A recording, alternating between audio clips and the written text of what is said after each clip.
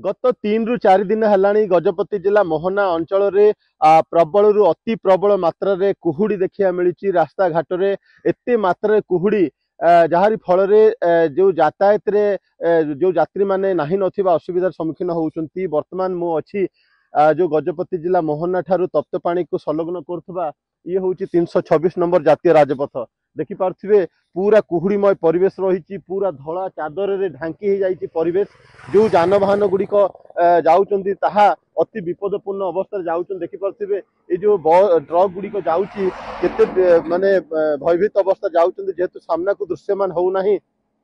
अति विपदपूर्ण अवस्था रे सेमन यातायात करचंती सेमनकर गाड़ी रो लाइट गुड़िक जळई जेहेतु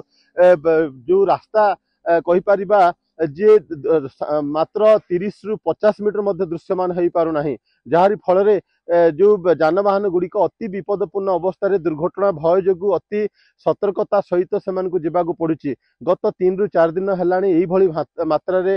प्रबल अति प्रबल मात्रा कुहुड़ी रही पूरा दृश्य देखिपे कौ भाव में जो 326 नंबर जातीय राजपथ संपूर्ण भाव में कुहुड़ी आच्छादित रही जदिबा अंचल शीत कमी जाइए जेहेतु आग को लघुचाप जनित वर्षा रही जहाँ पूर्वानुमान करा जाउची किंतु गत 3 ରୁ 4 दिन है भयंकर मात्रा कुहुड़ी रही कुहुड़ी जगू जो लोके यातायात रे नाही नथिबा असुविधार सम्मुखीन होउचंदी। मोहनारो मिहिर ज्योति ओटीवी।